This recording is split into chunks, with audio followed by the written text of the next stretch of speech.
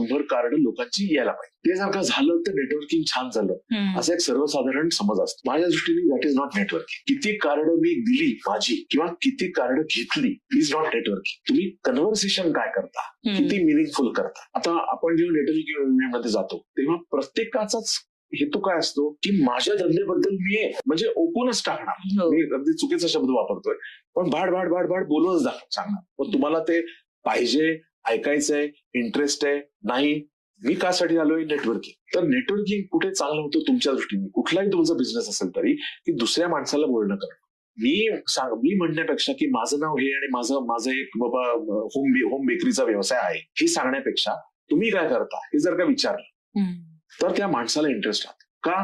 कारण मला जर का विचारलं की तू काय करतो बाबा, तर मला सांगायला मी वाटच बघतोय कोणी मला विचारायची. पण तुम्ही मला भेटला तर मला माझ्याशी बोलण्याची तुम्हीच माझ्याशी बोलायला लागला तर माझा इंटरेस्ट जातोच ना. मला नाही इंटरेस्ट तुम्ही जे काय करतात ते असं असू शकतं. पण मी काय करतो हे सांगण्यात मला 100% इंटरेस्ट आहे आणि तुम्ही मला विचारता तुम्ही काय करता म्हणजे मी तुम्हाला सोडणार नाही. मग तुम्ही सांगू शकता की मी काय करतो. That is network. Card is not network. हा एक भाग.